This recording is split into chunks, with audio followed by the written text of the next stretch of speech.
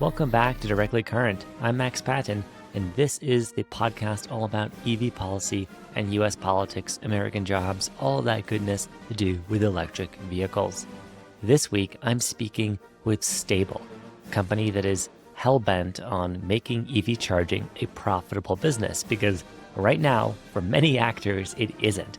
But Stable wants to change that with a data analytics platform that helps the supply side actually understand what price they should make their charging, how they should interact with demand and energy and utility cost. Stable's hoping that their network and their data will make it a lot easier for businesses and places that you rely on for charging to actually make money and keep doing what they're doing, and ideally build more chargers. It's a foundational element, of course, of the EV transition, and I'm so happy to speak with Rohan Puri, who's the co-founder and CEO of the company. So without further ado, I'll let him introduce himself.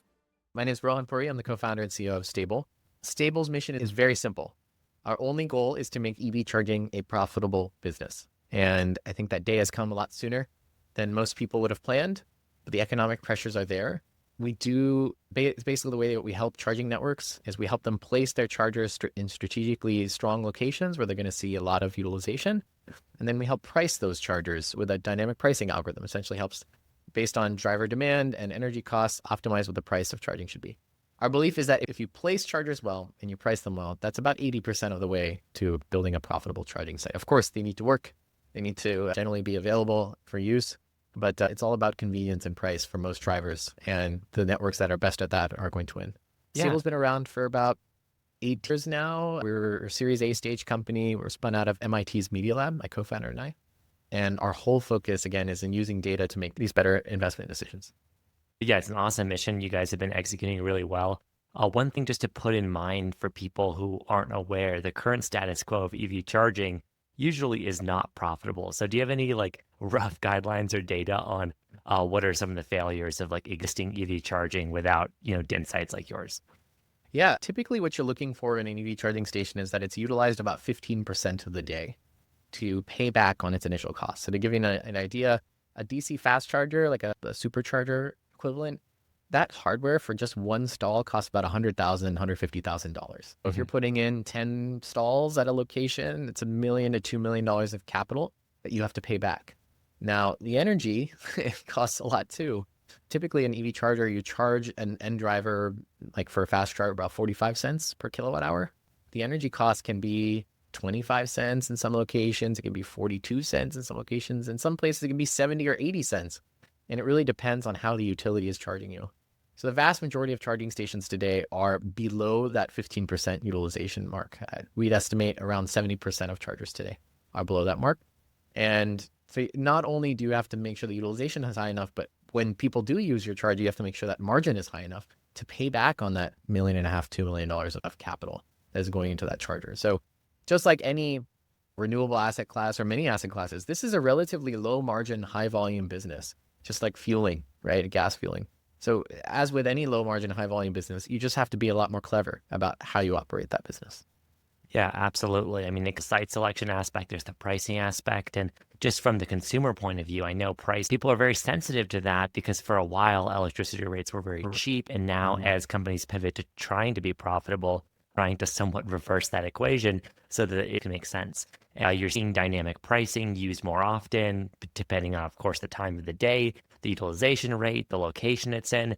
But a station model, I think everyone's familiar with driving by and seeing the price chart listed. Do you think there's a role that, your company has or there is in the market towards a perception of, okay, pricing can be dynamic. It's going to change depending on where I go, when I go. How do you think that comes about? Yeah, pricing is already quite dynamic today for pretty much every other category. We expect prices to change at gas stations. We expect that when you book an Uber at rush hour, it's going to be more expensive. We expect that when you book a hotel last minute, it's going to be more expensive. So this is already a strategy being implemented in these, again, relatively low margin, high volume businesses. It's just a supply and demand dynamic. I think it's great that EV charging stations had flat fees for most of their useful life. That's fine. But eventually, if the price of the energy is changing 15x throughout the day, 6 p.m. versus 6 a.m., then I feel like the price should also be changing. And so I would ask for those who are a little bit more resistant to this sort of dynamic pricing strategy, the problem with it is both ways, right? With a flat fee, sure, you may be saving money at times when the price is really expensive, but you're also losing money. There's a much bigger margin at the times when the energy cost is less expensive. And I think you should be rewarded if you're willing to charge at 4 a.m. overnight or charge at a time when it's not very busy. I think you should be rewarded for that fact. And likewise, if you're very desperately in need of a charge at a peak time when demand is highest and the energy cost is highest, then of course you would expect to pay more for that. Instead, what we're seeing is that there's this, like, in the spirit of preserving cost to make it an fueling an EV cheaper than fueling a gas vehicle, what we're seeing is all these like behind the scenes behaviors around chargers that throttle your EV charging, for example, to preserve energy costs. They'll slow down your charge because they want to shave those demand peaks that they're going to have to pay the utility. I'd say it should be something pretty different, actually. What if instead of that, you're at a 350 kilowatt charger, and instead of getting throttled to 100 kilowatts to preserve the charging network's energy costs, what if we give you the option?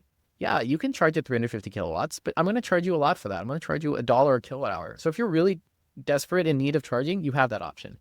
Or if you're willing to let me throttle you down to 100 or 50 kilowatts, then I'll pass off a significant discount to you, 20, 25 cents. But now the consumer has choice versus being throttled behind the scenes. And I think that's the appeal here. So if this industry is going to survive, like, this is one of the clear things that every industry does, and this industry will have to do too. Absolutely. And, the customers, of course, are still coming to grips with what a kilowatt hour is. I imagine also lots of your clients are the people who are deploying stations and who want to have some more insights into them. So how much of your company's mission is actually just educating your potential clients on units and the science and the vocabulary of charging? Or do you try to simplify that? How does that work? We don't necessarily do much there. We leave that to the discretion of the charging network. We're just helping the charging network understand what is the expected cost of the energy. You'd be surprised how, even on the charging network side, to determine, it is actually really complicated for a charging network to understand what is the cost of this next kilowatt hour of energy, this next packet of energy I'm about to dispense. What does this kilowatt hour cost me? And the reason it's so complicated is it depends. Did you hit your demand charge for that week? Are the other chargers also charging right now at the same time as you? So that kilowatt hour is effectively more expensive to you. And so even the language to a charging network is confusing and can be complicated. But generally speaking, we leave that up to the interface that the driver is using, whoever is building that, whether it's an in-car nav or it's a PlugShare app or it's a charging network specific app. I think their responsibility is to convey that in a way that's simple and easy to understand. It isn't as easy as a gallon, and there's no way to simplify it. Like, the energy costs are a more complicated beast.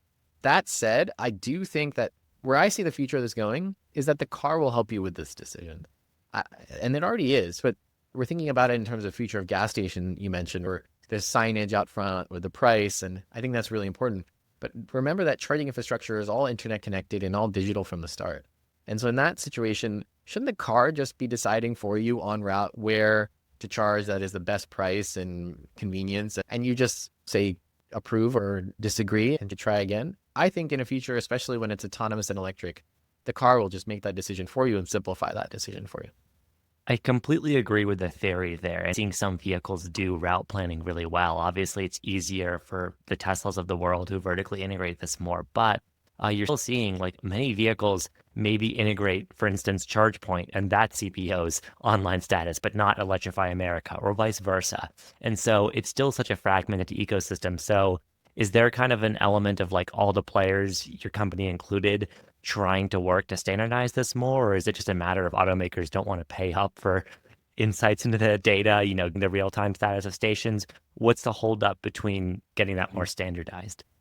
I think, this is my opinion, may be completely wrong, right? But what I've observed is that the networks still see themselves as extremely differentiated. They say that, like, EVgo or Electrify America or whatever, the BP or Shell network, right? These networks, they see their network, their chargers are much better than the other ones, and they want to preserve that ecosystem. So they have memberships that you can sign up for. They have a dedicated in-app experience. And as soon as they open up the availability of their chargers to other providers, even if it's other charging networks, of course, that's a competitive problem. But if it's like a neutral entity that just makes a charging app and software that's in the vehicle, that sort of opens their hand to the fact that they're recognizing that their businesses could be a commoditized one. Does a user really care that they're on the EVgo charger, the Electrify America charger, or the Shell charger?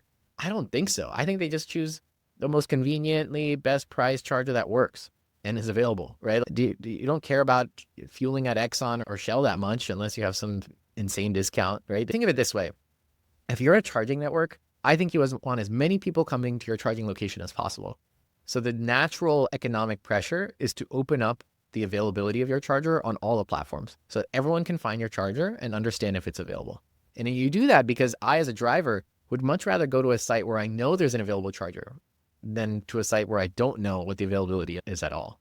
And those sites will be more successful. So I think the sooner the CPOs give in to this, like they have in Europe, for example, it's very open and there's lots of EMSP apps and things like that. The sooner they do that, the better their utilization rates are going to improve. And I think they have to give up on this idea that they may be commoditized in the future. Eventually, it could very well be. And so you better just choose the best locations and prices because that's really what it's going to come down to. Yeah. And in addition to them being commoditized, do you think there's an opportunity there for some decentralization? Like I know some of your clients like Blink, are solutions for customers who want an easy to deploy charger. You don't have to be the Shell or the Exxon of tomorrow or an Electrify America today, by a Dieselgate settlement. You can instead just be a business owner or someone who does something completely unrelated to EVs who wants an EV charger. Do you think in that sense there's more opportunity for smaller fish to kind of play this and offer chargers, especially at a time where lots of chargers are scarce in most of the country? 100%. I think in fueling, we saw it as a franchise model where there would be smaller players who are still running gas stations and convenience stores, and it's still their main source of income. But I think in this market, we're also seeing, in EV charging, we're seeing something different, where their main source of revenue may never be EV charging. This is like Walmart and 7-Eleven and Racetrack, and these are site hosts, right? Their primary business is something else, and their motivation for having EV charging is likely to drive in-store sales more than anything else. So in that world, what they're optimizing for can be a little bit different. It's maybe not paying back on the charging hardware. Of course, they want to do that. But it's like, how do you drive a price point that is interesting to a driver and a routing algorithm that drives in-store traffic and promos and get additional customer loyalty? So right now, about 50% of the market in terms of number of ports is owned by this very long tail of individual site hosts. So these are everyone from a donut shop in a mall to a large fast food chain, where their primary business is not EV charging. It's something else. But they buy chargers from ChargePoint and EV Connect and Blink and these hardware software providers. But actually their primary income stream is not EV charging. And I think that trend will remain true because it's easier to host an EV charger than it is to host a gas station on your property, right? Yeah. And I think that, income stable, right, in something like that, because you hear lots of horror stories about people who try to deploy this and it doesn't work very well, whether, they don't have the right service contract or when it is online, people aren't using it the right way. They have no idea what to set that pricing at. And it just creates these weird cycles. I mean, I myself, as just an EV driver, I will come into a town and if someone has a charge point they've set up as 20 cents a kilowatt hour, maybe on a lark or a mistake, that one is, of course, everyone's lining up to go to that one. And meanwhile, there's maybe a forestall somewhere else that are not being used completely. And that's obviously a bad problem on both the demand and the supply end. So how does your software help with that process? And you're saying, how does our software help with like managing queuing and things like that? Yeah, managing queuing, but also ideally avoiding that by just maybe leading to better site selection and pricing and basically the variables that someone can control about like my locations will I put chargers at? How many chargers will I put there? Those kinds of insights. Is that part of what Stable offers? Yeah, exactly. It seems relatively simple, right? Just tell me which site's going to get the most traffic. But it's a lot more nuanced than that. And you can have a site that is likely to see, we might predict in our software, this address is likely to see a ton of traffic. Like a lot of EV drivers are going to like this, high value, utilization above 15%, et cetera, et cetera. But you might be in a place where the utility costs are so unfavorable, especially at the time. So you're going to see a lot of traffic, but it's all going to happen between 4 p.m. and 8 p.m. And it just so happens that in that utility region, that's also where the cost of energy is the highest. And so while you have a ton of traffic and a ton of utilization, actually the margin is so low that you either have to raise prices so much that you're priced out of the market or you'll never pay back on those assets in any useful lifetime. So there's a lot of nuance to, it's not just figuring out how many people are going to show up. It's when are they going to show up and how much power are they going to pull in that time. You're going to see mainly fleet users or regular drivers. And that all has that balance. So what Stable's trying to do is figure all that out in one click, right? So you just type in an address. We're trying to answer all those three questions and get you to a number, which is ROI, right? What is the return on investment of this charging location going to be? And it's very financially focused, because in other domains, we do the exact same thing. Before you deploy a solar site, you do an analysis of how much sunlight is going to drop here. Is it going to be cloudy? Is there going to be occlusions that are going to block my panels at certain times? What's my payback period going to be? The same with a wind farm. We do this already. So that's one way we do it. But I think that the other thing that we do is understand, like, what is the willingness to pay in that region? And what is the price that we think you can charge conceivably at that site? And what times would you charge that to help you optimize it? So far, most charging infrastructure has been deployed where it's easiest to deploy. So where is there power? And where do we have lease agreements in place already? And hopefully we can pull a permit very easily. But I think the shift, especially as in 2025 with the disappearance of some of these subsidies, is really just around, like, where is it most profitable to deploy that charging infrastructure, and where are we going to see this return on investment? So it's a different class of people now. It's different investors instead of pure green funders. And I think it's a good thing for the industry in general to get to that level of maturity. To your point on like 2025 and the existence of the incentives between, you have 30C, you have NEVI, some of the stuff in federally looks in question right now. Just obviously there's a very dynamic environment going on there.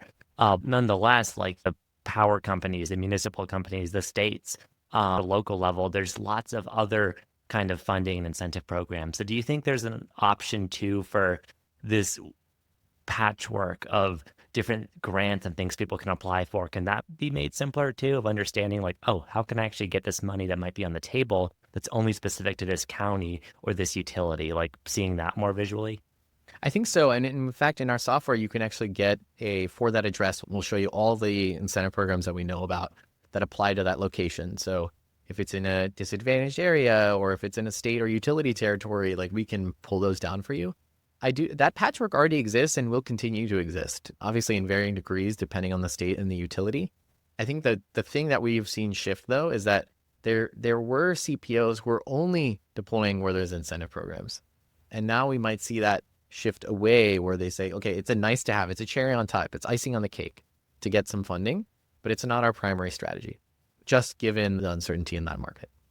That's all the more reason to want it to be sustainable in the first place. And part of that may come with, you mentioned, huge hardware costs sometimes associated with the station, particularly if you want to do the DC fast charging route. And within DC fast charging, do you deploy a 50 kilowatt station? May have some value still. I'd argue not a ton, but definitely lots of people driving slower vehicles. Maybe a site like Costco, where there's longer dwell time, makes more sense versus something that's much more higher power and more state of the art. And if there's level 2 and AC charging, which is hugely important, a lot of the ecosystem and people who charge at work or charge in unit residences. So do you see any interesting trends basically in the cost of the hardware changing between DC fast charging, level 2, or the whole gamut, like some interesting trends that you're noticing from that? Yeah, I think what we focus on is mainly on the DC fast charging. I think level 2 is already at a point of maturity, right, where you can buy a level 2 charger on Amazon and get it installed by your local electrician fairly easily. Larger numbers at a multi-unit dwelling or an airport and things like that, of course, you're going to need something more substantial, but it has already reached sort of the cost threshold where let's throw it down and see what happens. DC fast, of course, the prices are scaling down. The number of SKUs from manufacturers is decreasing, and the hardware is getting more reliable. I know there's a lot of unreliable chargers still out there, but the natural forces here are such that they are getting better. And it's just going to take some time for it to get at the rate that I think everybody's happy with. That's one trend that we're seeing is, again, we're seeing the emergence of more of these more very financially oriented charging groups who have done other types of DER work or financing work in other asset classes like solar and LEDs and wind farms, and are now seeing this opportunity in EV charging where they can get similar levels of return at a reduced risk, in the sense that there are enough EVs on the road today. So one thing I remember hearing from one of our customers actually is, which I found was very simple and obvious, but was put really well, was as vehicle technology improves, like the batteries get bigger and they can store more energy and they can charge faster, the value of a DC fast charger holds much better than the value of a level 2 charger. And so if you're thinking it purely financially, or thinking about it purely financially in a portfolio of assets that you want to be valuable, just remember that a level 2 charger, which is essentially capped at how fast it can be, that value decreases over time much more significantly as the vehicles get better. It's not like the vehicles have reached their maximum capacity and this is that much charge they can store. No, they're able to store more power and they're able to charge faster. And a slow charger that's locked in its rate is just much less valuable to the average user. And that asset won't last the full 10 years that you want it to. No, that's a great point, but I also see like maybe there's more of a divergence in the EV ecosystem at this point where you have I think you have a class of vehicles still that are from the 2010s and on, Chevy Bolts, Nissan Leafs, right? They're capable of maybe 50 kilowatt charging with, not fast replenishing cars. Compare that with something like the state of the art coming out, the Lucid Airs, a Silverado EV, something else. You have vehicles that are much more demanding. They get much more range. They can replenish their batteries much quicker. There's an argument to be made that I think both of those groups they're almost different kinds of issues. So do you think extent that there's growth in the DC fast charging market, it looks like, okay, serving more of the existing early adopters with the slower vehicles, looking ahead to the future, and okay, maybe it'll take a little more to pay off. What are some of the trends of investment, and basically how high do you go? How high power do you go? To what market do you cater these? Right now, what we're seeing, and this is very anecdotal, but we're generally not seeing anyone deploy chargers slower than 150 kilowatts. They're always looking at 150 plus. And while there are a lot of Leafs and Bolts still out there, again, they're trying to build these assets in the way that they're going to be useful for their 10-year asset lifetime. And it's very painful to upgrade these things and rip them out again. And there is hardware out there that's easier to upgrade, but it's still quite tough. They want an asset that's going to be set it and forget it, valuable for the next 10 years optimally. And the higher they go, the better. Now there's a little bit of a cutoff we tend to see at 350 and 400 kilowatts where there's just so much more hardware needed at that speed that you end up taking more parking spots up and more space, and the trenching is different, and you get again to this cost benefit that doesn't necessarily pencil. But yeah, the trend that we're seeing is definitely not lower than 125, 150. We don't see, actually, I can't even name a single customer of ours who's deploying 50 kilowatt chargers at this point. Yeah. And that's interesting because I've had some anecdotal conversations about people who, be it just the EV nerds among us, are like, well, 50 kilowatts would be a nice speed for the kind of situation like a movie theater or a Costco where you're there an hour to 2 hours. And I've speculated about this, and it does seem like the marginal cost to go from 50 kilowatts to today's technology of 150 or higher, denser per cabinet just seems like a much smarter equation, given that most EVs are going to take advantage of that. So in that sense, do you see a future where maybe there's, fixed capability hardware, but maybe more flexible options? Like your point earlier, you brought up do I charge with this higher demand peak and pay more for that, or charge a little slower? Do you that's not something I've seen yet, but do you think that's on the horizon of more flexibility and the charging speed that customers can use? 100%. I think one of the most frustrating experiences for any EV driver is going to a charger and it not charging at full speed when you really want it to charge at full speed. And sometimes they say it's the battery chemistry and the heat, and sure, there's definitely some of that. But most of the time, it's really just to preserve the cost profile for the CPO. So I see that as a very clear and obvious way to drive. If a customer is willing to pay extra to get the fastest possible charge, let them have that flexibility and let them pay for what that is worth. And if they don't think it's worth that cost, they won't pay for it. It's easy to slow a charger down and save costs that way, but it's not easy to speed it up. And most of the time when you're charging network deploying a new site, you are getting a utility upgrade at that location, and you're sizing that utility upgrade to build for the future anyways. So even if you're going to put in 150 kilowatt chargers and you put, let's say, 4 at a location, you only need 600 kilowatts in that case, but you still upgraded the utility to 1.5 megawatts just to future-proof it for later. So the capacity is there. It's just which hardware are you choosing to put down?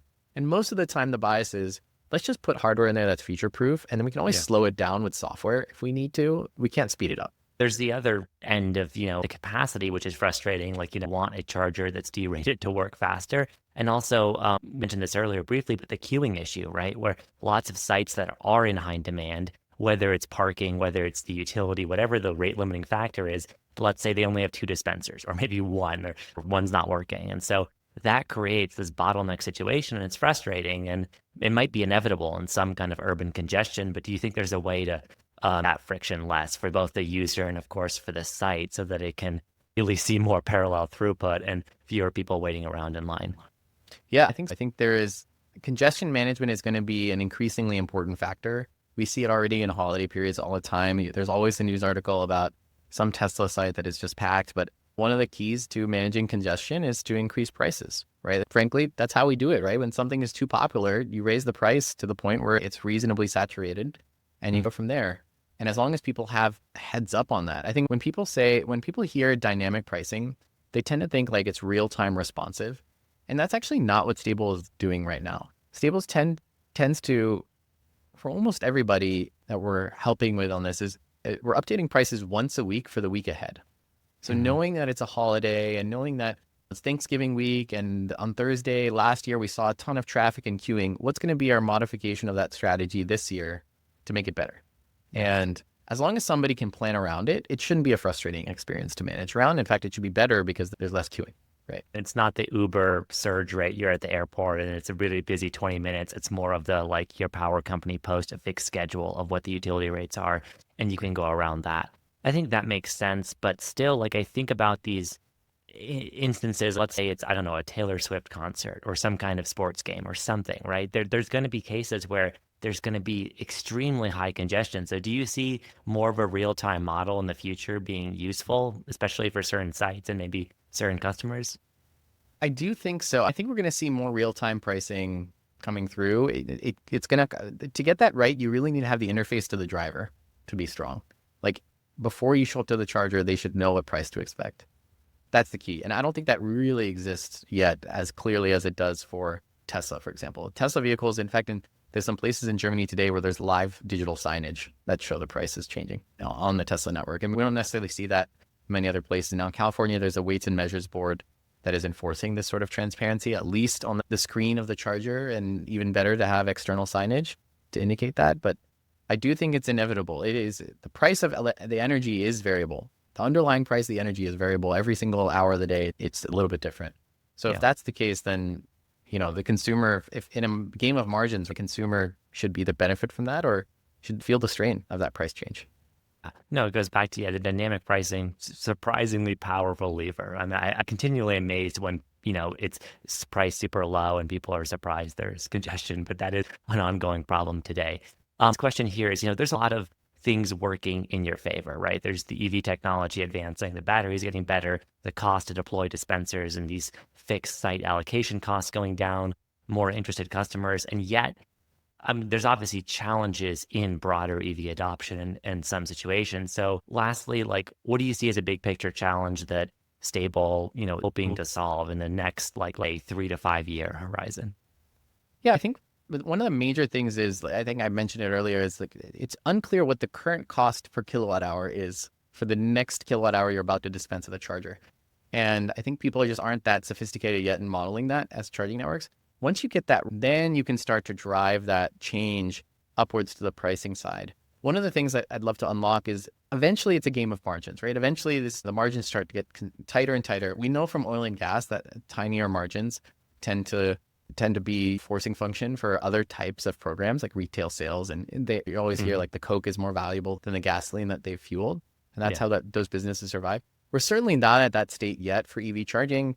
EV charging is not as profitable as oil and gas is, and we never complain about how much money Exxon has made. And most of these guys are facing these financial headwinds. So first of all, we need to get it to break even. Once we get it to break even, there are new revenue streams you can tap into that have to do with customer loyalty. So we talked about how roughly 50% of the market is owned by this long tail of site hosts. And that is definitely true. But the point is, like, how do we drive in-store sales if I offer you a discounted charging experience if you buy a coffee at the Starbucks next door, how much is Starbucks willing to pay for that to get you into their store? And that unlocks a massive opportunity for these CPOs. And I think it's an added benefit for the driver as well, who wants this additional amenity as they wait for their charge. Seeing this somewhat at the automaker level, like there's the Mercedes charge points. I know in Europe they have the Porsche ones, which, customers obviously buy into a brand and an ethos. And so they sell them, I don't know, merchandise and the branding and the value of these bespoke charging lounges. And there's probably much more mass market ways to do that. Selling Coke, car washes, I don't know what, but I'm sure no shortage of stuff. Really exciting. Thanks so much for your time, Rohan, today. Everyone who's a potential interested site host should check out Stable. You guys have a great domain. It's stable.auto. We'll put that in the show notes, but thank you so much for joining me today. Thank you so much. Appreciate it, Max.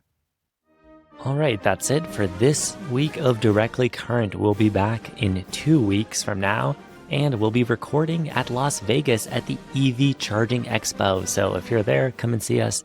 Thank you so much for listening to this episode. Please do subscribe to the future episodes anywhere you get your podcast. That can be YouTube, that can be Apple Podcasts, Spotify, etc. We're on all of them. Links are in the show notes. And of course, do check out Stable if you are a business owner or someone who might be interested in deploying EV chargers. And of course, if you like data, you gotta go to evpolitics.org, because we here at the American EV Jobs Alliance have been compiling a lot of interesting analysis on the public's reaction to Elon Musk, Tesla, electric vehicles at large, and all of it in this very interesting moment where we're selling Teslas at the White House and EVs are being bought by Republicans to own the libs. It's crazy times. And there's so much more work to do, but we can't wait to share all of it with you. In the meantime, of course, Directly Current, this podcast will return again in 2 weeks with that episode from the EV Charging Expo in Las Vegas. I've been Max Patton. See you again in 2 weeks.